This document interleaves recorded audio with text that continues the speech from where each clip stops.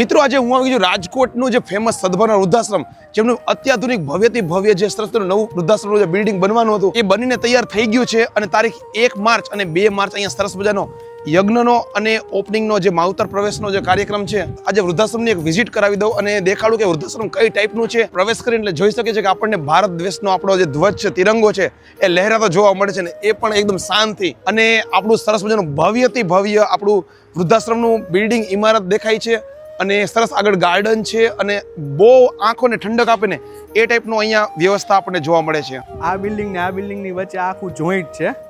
Okay, મતલબ આમ બે બિલ્ડિંગ અલગ અલગ બિલ્ડિંગ છે. આ બે અલગ અલગ બિલ્ડિંગ છે. આખો આ એક ટ્રેક બનાવેલો છે જ્યાં વડીલો આપણે હલનચલન કરી શકે, ટાઈમ સ્પેન્ડ કરી શકે. એકમાંથી કદાચ બીજામાં જવાનું થાય તો આરામથી જઈ શકીએ. આપણે કહી શકીએ વોકિંગ ટ્રેક. ટ્રેક છે એનું જે બિલ્ડિંગ છે ને એની તમને હું એક ઝલક દેખાડું, વાત કરું, તમે જોઈ લો. હું અત્યારે બિલ્ડિંગની અંદર એન્ટ્રન્સ જે મતલબ કે જે આંગણું કે જે આપણું જે ને કોર્ટયાર્ડ કે જ્યાં મતલબ વચ્ચે આ બધા પ્લાન્ટ્સ ને બધું લગાવેલું છે ને ત્યાં હું આવી ગયો છું. કેમ છો રોહનભાઈ, મજામાં? આપણી સાથે મેનેજમેન્ટની ટીમમાંથી રોહનભાઈ છે કે જે આપણને અહીંની બધી વાત કરવાના છે. તો પેલા તો હું અહીંયા આવ્યો ને મને મોજ આવી ગઈ, આ દ્રશ્ય જોયું ને એમ થયું કે ભાઈ જોરદાર. તો આ સ્પેસિફિક વચ્ચેની જગ્યા છે ખુલ્લી એકદમ હવા ઉજાસ વાળીને આ બધા લીલા સરસ છોડ વાવેલા છે. તો અમને આ બિલ્ડિંગની તમે થોડીક વિશેષતા કે ખાસિયત બધી કયો. આપણે સાહેબ આ ગાર્ડન નાનું એવું બનાવ્યું છે અને ઉપરથી તમે જોઈ શકો છો ખુલ્લું છે સાહેબ આખું બિલ્ડિંગ, જેથી વડીલોને સાહેબ ફ્રેશ એર 24 કલાક મળતી રહે. પ્લસ અહીંયા સાહેબ ભવિષ્યમાં હજી થોડું ઝૂલા ને એવું બધું આવી જશે એટલે ઇવનિંગના ટાઈમે ભોજન કરીને અહીંયા વડીલો થોડું આટા ફેરા કરી શકે અને પગ એમના થોડા ચાલી શકે એ રીતનું. ના જોરદાર.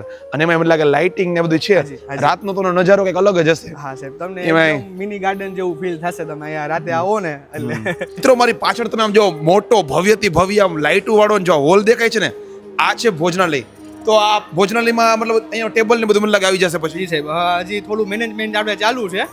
આપણે વૃદ્ધો માટે ભોજનાલય છે, બધા એક સાથે અહીંયા આવીને જમી શકે એટલી કેપેસિટી વાળું આપણે સાહેબ પ્રોવાઈડ કર્યું છે. પ્લસ આ બધા ઇક્વિપમેન્ટ તમે જોઈ શકો છો, આ સાહેબ બધા પીરસવા માટેના છે. હોટ અમુક છે, અમુક કુલ થાય એ રીતનું બધી સુવિધા સાહેબ રાખી છે. આપણે ઓલું ખબર અનલિમિટેડ પિઝા ખાવા જતા હોય ને ખબર ઘણી વસ્તુ ગરમમાં રાખી હોય, ઘણી વસ્તુ ઠંડામાં રાખી હોય. આ બધું છે ને ઓલરેડી એવું આમ સેટઅપ છે. અહીંથી મતલબ ટોટલી એનું બધું કુલિંગ ને બધું હોટ ને બધું મેનેજમેન્ટ થતું હોય છે. એટલે મિત્રો હવે તમને અંદરની પણ વાત કરું, તમે જોઈ શકો છો કે અહીંયા જે પણ આ ફ્લોરિંગ છે કે સ્ટેરકેસ, સીડી કે લિફ્ટ કે તમે કાંઈ પણ જુઓ ને, અહીંની સ્વચ્છતા, અહીંની ક્લીનનેસ અને અહીંનું હાઇજેન તમે જુઓ. બધી વસ્તુ એકદમ આમ ચકચકાટ તમારો ફેસ દેખાય ને એ ટાઈપનું ચમકે છે બધું. અને હવે આપણે ફર્સ્ટ ફ્લોર ઉપર આવી ગયા છીએ. તમે જોઈ લો આ ટાઈપનો છે ને આપણે વૃદ્ધાશ્રમમાં બિલ્ડિંગમાં ફર્સ્ટ ફ્લોર જોવા મળે છે.